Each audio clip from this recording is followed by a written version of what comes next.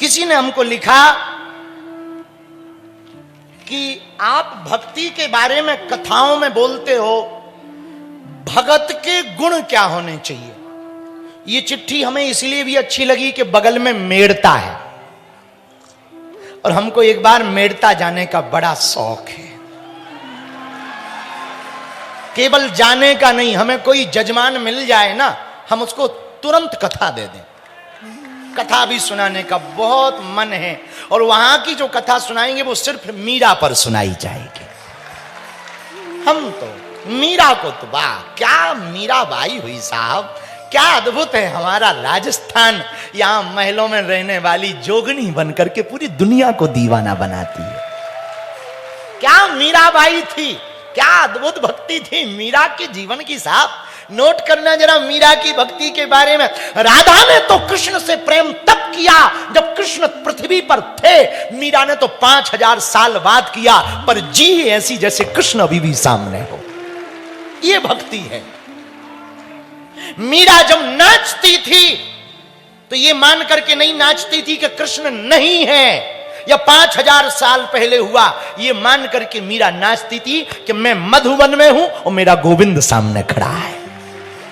ये मीरा, इसको अंग्रेजी में कहें टाइमलेस लव। समय को मात दे करके, समय का डिस्टेंस दूर करके मीरा ने प्रेम किया कृष्ण से। और प्रेम तो यही होना चाहिए जिसमें ना टाइम हो, ना नेम हो, ना टेम हो, केवल प्रेम होना चाहिए। मीरा का प्रेम नेम और टेम से ऊपर था।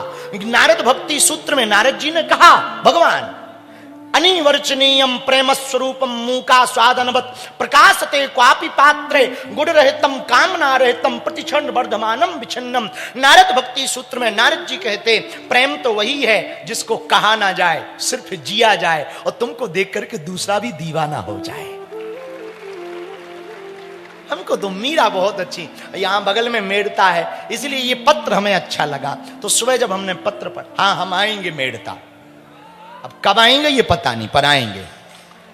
तो पत्र लिखा, जरा ये ठीक करो यहां के, भगत के लक्षण बताएं।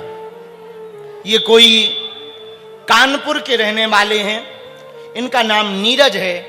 इन्होंने कहा कि गुरुजी प्रणाम, हम बहुत दिनों से आपकी कथा सुन रहे हैं और हनुमान चालीसा पर जो आपकी कथा चल रही है वो भी हम सुन रहे हैं। इसका मतलब इन्होंने अभी कुछ दिन पहले ही पत्र भेजा। फिर उन्होंने कहा कि भक्ति के लक्षण आप बताएं, भगत के लक्षण क्या हैं, भगत के गुण क्या हैं। अब हम नीरज तुम्हें उत्तर दें, ये आपको भी कहें। पहले तो ये समझो भक्ति जरूरी क्यों, पूछो क्यों जरूरी है, पूछो। नदी में पानी ना हो तो क्या नदी होगी? नदी का कोई अस्तित्व होगा? बोलिए, होगा? खाने में नमक ना हो क्या भोजन स्वादु होगा? नहीं। साधु के पास साधना ना हो तो क्या वो साधु होगा? पंडित के पास वेद ना हो तो क्या वो पंडित होगा? विद्यालय में पुस्तकें ना हो और टीचर ना हो तो क्या वो विद्यालय होगा? उसी प्रकार जीवन में भक्ति ना हो तो जीवन भी नहीं हो सकता। और आपने पूछा कि भक्ति के, भगत के गुण क्या होने चाहिए, ये तो हम नीरज तुम्हें बताएंगे, पर इसका एक उत्तर और देना चाहेंगे। गोस्वामी जी ने रामायण में लिखा, भगति बिना नर सोहई कैसे, भगति बिना नर सोहई कैसे, भगति बिना नर सोहई कैसे। गाइए,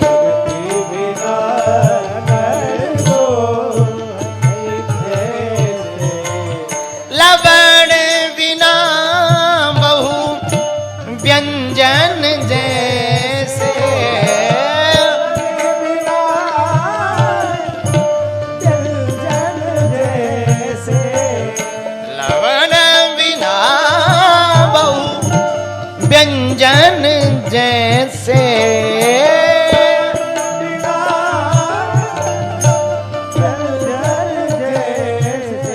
जैसे सीताराम सीताराम सीताराम कहिए, सीताराम सीताराम सीताराम कहिए, सीताराम सीताराम सीताराम कहिए। जाहि विधि राखे राम ताहि विधि रहे,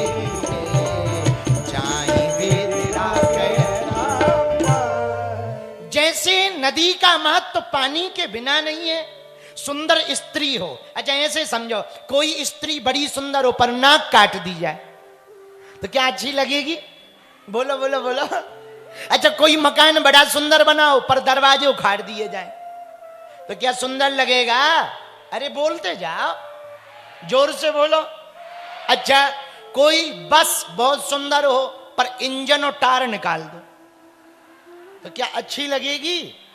बोलिए बोलिए। उसी प्रकार जीवन है, जीवन मनुष्य का मिला हो पर यदि भक्ति ना करो तो ये जीवन भी किसी काम का नहीं है, बेकाम का है। तो नीरज तुमने पूछा कि भगत के लक्षण क्या हो। हमने जब गीता पढ़ी तो हमें भगत के कुछ लक्षण मिले जो तुम्हारे काम के। ध्यान से सुनना। गीता में भगवान कृष्ण ने कहा संतुष्टः सततं योगी यतात्मा दृढ़ निश्चयः मय्यापृत मनो बुद्धिर्यो मद्भक्ता समे प्रियः। भगवान गीता में कृष्ण कहते पार्थ अर्जुन हमारा भक्त जो हो ना उसका पहला लक्षण हो वो संतुष्ट रहे। क्या हो? भक्त का पहला लक्षण होना चाहिए संतुष्ट रहना चाहिए। हमने पिछली कथा में बोला था, फिर से दोहरा के बोलते हैं, जितनी बढ़िया भक्ति सबसे पीछे बैठे पंडाल वाले व्यक्ति की होती है, आगे वाले की कम होती है।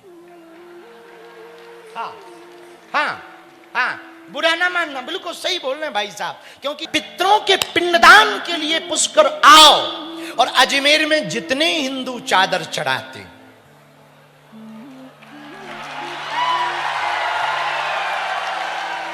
ठटरी के बरे हरो, अपने भगवान कम पड़ गए क्या? यहां से अजमेर दूर नहीं है, 10 किलोमीटर। देखो अजमेर है बहुत अच्छा है, किसी के भगवान वहां है वो पूजा करें। तू अपने बाप को बाप पुष्कर में आके बोल। हाँ, अजमेर में सनातनियों का कोई काम नहीं है, वहां रहो, अजमेर में खूब आनंद लूटो, अजमेर में रहो, चाहे हम तो कहते पाकिस्तान में रहो, पर यदि तुम सनातनी हो तो बाप केवल अपने परमात्मा को कहो। गीता में भगवान कृष्ण कहते स्वधर्मे निधनम श्रेया पर धर्मो भयावहा, स्वयं के धर्म में मरना श्रेयस्कर है दूसरे धर्म के बारे में विचार करने से। इसलिए मेरे पागलो, यहां पुष्कर में पिंडदान का बड़ा महत्व है। बामन घाट पर जो पिंडदान करता उसके पितर मुक्त होते। लेकिन ये जो पूरा पंडाल बाहर तक मैदान, जो मेला हमारे पवन ने लगवाया ना, ये बालाजी ने जो लगाया ना, इन 3 दिनों में वहां पितरों का कल्याण होगा, यहां तुम्हारा खुद का कल्याण होगा। राम राम राम राम राम। तो मेरे पागलों, मेरे प्रियजनों, हम आपको जो बता रहे, ये मौसम की जो भक्ति होती ना बड़ी खतरनाक होती है। मौसम की भक्ति करने वाला भगत कभी सफल नहीं होता। भक्ति कौन सी सफलकारी होती? जो दृढ़ निश्चयी हो। कैसा हो? बोलो बोलो बोलो। पक्का वाला, दृढ़ निश्चयी, एकदम पक्के बने रहो। प्राण जाए पर वचन ना जाए, गोस्वामी जी की बात। रघुकुल रीति सदा चली आई, प्राण जाए पर वचन न जाए। राम सिया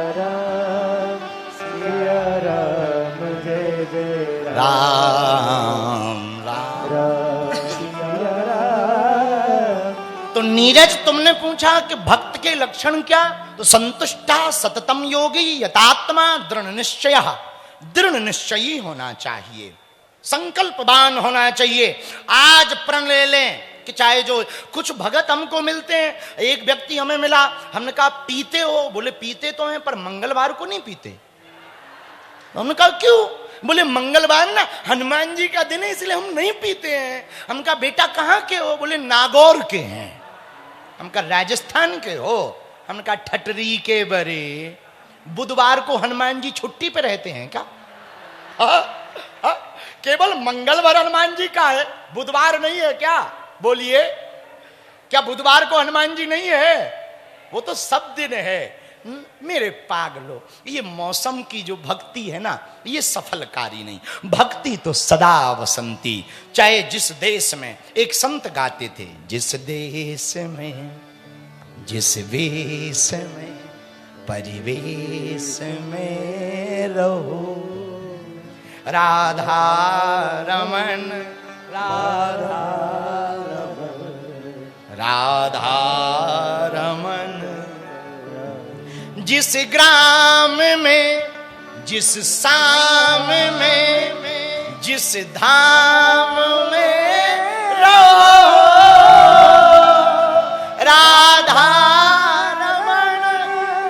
बोलो बोलो बोलो, गाओ गाओ, राधा। मेरे पागलो, गीता के कृष्ण कहते अर्जुन यतात्मा दृढ़ निश्चय, ये चौथा नियम। तो पहला नियम भगत का क्या है? क्या? संतुष्टि। दूसरा नियम स्थिरता। तीसरा नियम आत्म संयमी। चौथा नियम दृढ़ संकल्पवान। और पांचवा नियम और प्यारा है, मन से बुद्धि से चित्त से परमात्मा के प्रति समर्पित रहो। ये पांचवा नियम। और अंतिम नियम है, चाहे जो परिस्थिति हो, हर परिस्थिति में भगवान के रहो। जैसे एक छोटा सा बालक होता ना, 3-4 साल का, उसकी चिंता बालक करता कि मां करती? खाना ना खाए तो टेंशन कौन लेता? भीड़ में खो ना जाए ये चिंता बालक को होती कि मां को होती है? श्रृंगार कराने की चिंता किसकी होती है? मां को होती। बालक तो कुछ भी नहीं करता, वो तो मस्ती में डूबा रहता, खिलखिलाता, हंसता, रोने की जगह रोता, खिलौना मिलता तो वो खेलता। भक्त का दिल भी परमात्मा के प्रति ऐसा होना चाहिए, जैसा बच्चा मां के प्रति समर्पित होता, भक्त भी भगवान के प्रति समर्पित होना चाहिए। ये भगवान की भक्ति के 5 गुण हैं। कितने गुण? 5। और मेरे पागलो, हमको एक संत मिले, आज हम सुबह पढ़ रहे थे, श्रील अनंताचार्य प्रभु महाराज जी, जानते होंगे श्रील अनंताचार्य भगवान। हा, हमने अनंताचार्य जी को जब पढ़ा तो हमें बड़ा प्यारा भाव मिला। अनंताचार्य जी कहते हैं भक्त के अंदर 4 भाव रहने चाहिए, सारस की तरह, मुर्गा की तरह, नमक की तरह और हनुमान जी की तरह।